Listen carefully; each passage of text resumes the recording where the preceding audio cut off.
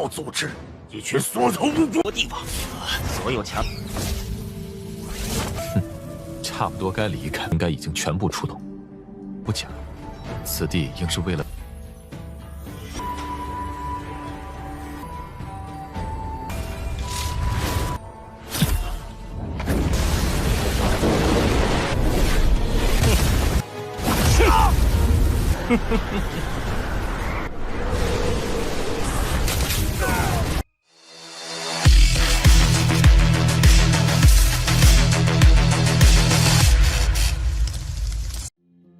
Halo semuanya, selamat datang di Ruang Sinema. Bagaimana kabar kalian semua? Semoga selalu sehat dan baik-baik saja.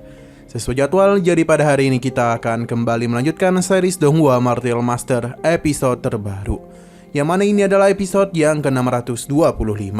Bagi yang mau bergabung dengan series ini, kita sudah sediakan playlistnya. Jadi kalian bisa mudah mencari di mana episode awal dari series ini. Sebelum kita mulai episode terbarunya, kita akan melihat dulu apa saja yang terjadi pada episode sebelumnya. Tepatnya pada episode 624. Kemarin Kinchan bersama kelompoknya secara terus-menerus dikejar oleh tetua dari Aula Penegak Hukum. Namun dengan kepintaran yang Kinchan miliki, mereka selalu bisa lolos. Bahkan apapun yang ketua ini lakukan, semuanya tidak berguna. Ia pun memberikan pengumuman untuk menemukan lokasi kelompok Kinchan berada.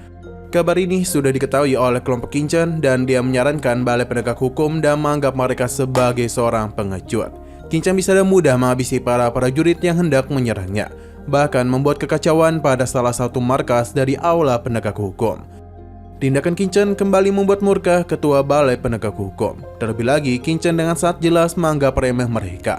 Hansu yang kesal sudah tahu di mana posisi Kinchan berada dan segera melakukan pengejaran kepadanya. Namun apa daya, semua yang ia lakukan kembali sia-sia karena Kinchan berhasil pergi. Sekarang kita akan melanjutkan episode terbarunya.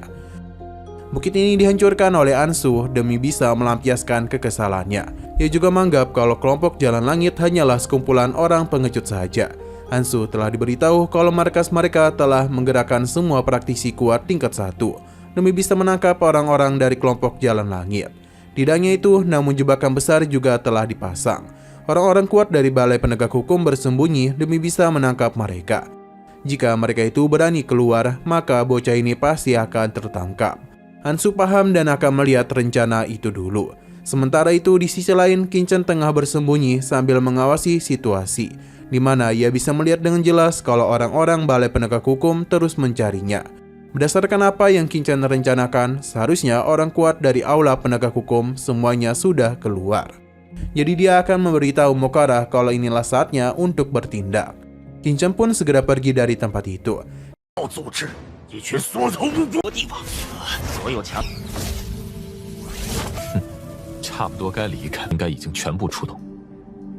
Jika mengingat informasi yang dia dapatkan dari pencarian jiwa sebelumnya, Aula Penegak Hukum memiliki camp pelatih jenius tingkat atas yang rahasia di sekitaran tempat itu.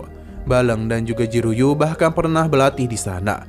Camp pelatihan elit itu akan Kinchan hancurkan. Karena dan gitulah Aula Penegak Hukum akan semakin marah kepada kelompoknya. Shino berpindah ke sebuah kedai di mana beberapa orang tengah membicarakan aksi besar mereka yang akan segera dilakukan oleh kelompok Jalan Langit. Tapi ini sudah beberapa hari, namun tidak ada kejadian apapun, yang membuat orang-orang pun bertanya, apakah mereka itu sudah melarikan diri. Bagi rekannya ini sangatlah wajar karena Aula Penegak Hukum berisikan banyak orang kuat. Bahkan mereka sudah mengepung seluruh area di sini.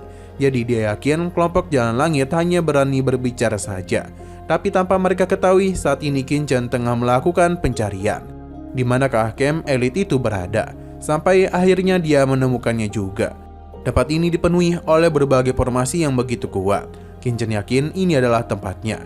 Di sanalah tempat untuk melatih para petinggi Aula Penegak Hukum di masa depan. Menghancurkan tempat ini sama saja dengan menghancurkan masa depan yang tengah dibangun oleh Aula Penegak Hukum. Kinchan mulai mencari titik lemah dari tempat ini. Ia tahu kalau ini adalah formasi ilusi kabut tingkat terendah. Semua itu tidak akan bisa menghentikannya. Setelah berhasil membuka sebuah celah, Kinchan akan melakukan rencana selanjutnya, di mana dia bisa dengan mudah memasuki tempat tersebut. 此地应是为了。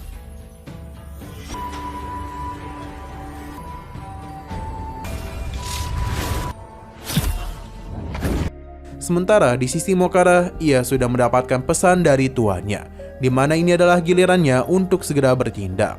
Tanpa berlama-lama lagi, Mokara yang sudah sejak tadi menunggu perintah langsung saja menyiapkan sebuah formasi yang begitu kuat, di mana dalam satu kali serangan saja, istana dari cabang Aula Penegak Hukum berhasil dirinya hancurkan. Kejadian ini tentu saja membuat pemimpin cabang tersebut marah besar. Ia akan melakukan pertarungan kepada Mokara. Tapi Mokara hanya tertawa. Ia memperkenalkan dirinya sebagai bagian dari kelompok Jalan Langit.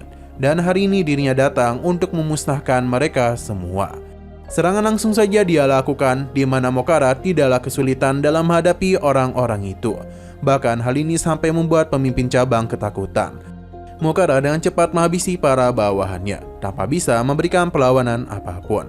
Dan kini serangan lanjutan langsung saja tertuju kepada pemimpin cabang, yang menciptakan ledakan besar di tempat tersebut.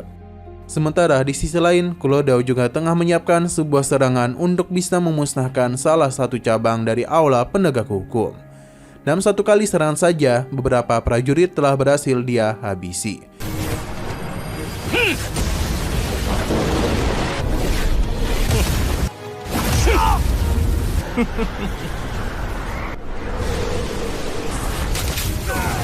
Mereka semua tahu kalau ini adalah ulah dari kelompok Jalan Langit. Jadi mereka harus segera memberikan pesan untuk bisa meminta bantuan kepada para petinggi. Kulodao pun menampakkan wujudnya sambil memberitahu kalau ini adalah rencana tuannya, supaya semua perhatian tidak tertuju kepadanya dan tertuju kepada para bawahannya saja. Agar semua perhatian tidak tertuju kepada tuannya dan tertuju kepada mereka yang tengah membuat keributan di berbagai cabang. Tidak lupa, Kulodao juga menyerap seluruh kekuatan orang-orang di sini. Karena dan begitulah dia bisa menjadi lebih kuat. Sementara itu Gucang sangatlah senang karena ia merupakan bawahan langsung dari Qingchen.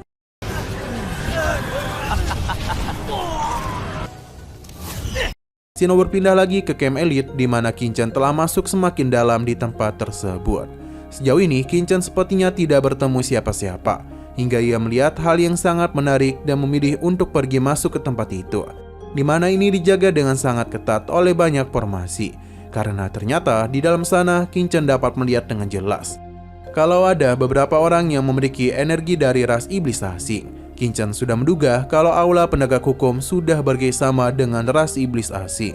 Bahkan ada master ras iblis asing yang menjaga wilayah itu, demi bisa melatih seorang master Aula Penegak Hukum serta mengajarkan mereka teknik-teknik klan iblis.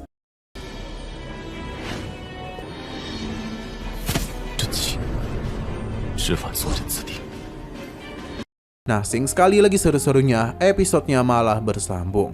Namun sebelum kita akhiri, seperti biasa kita akan melihat preview bagian selanjutnya. Qingchen sepertinya telah terlibat dalam sebuah pertarungan yang mana sosok ini kembali bangkit dan menyerangnya. Namun Qingchen bisa dengan mudah menumbangkannya. Tapi akibat keributan yang dia timbulkan telah membuat posisinya diketahui. Bahkan tidak hanya oleh para murid, namun para tetua dari tempat ini juga telah tahu adanya penyusup yang kemari. Jadi dia segera datang ke tempat Qingchen untuk melihat siapa yang telah berani membuat keributan.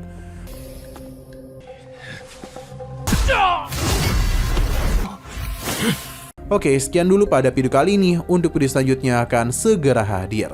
Jadi bagi kalian yang ingin mengikuti series ini, langsung saja klik subscribe dan aktifkan loncengnya. Terima kasih yang sudah menonton video sampai habis. Jika kalian suka pada video ini, klik like dan share ke teman-teman kalian tentang channel ini. Dan ditunggu aja kelanjutannya. Oke, sampai jumpa di video selanjutnya.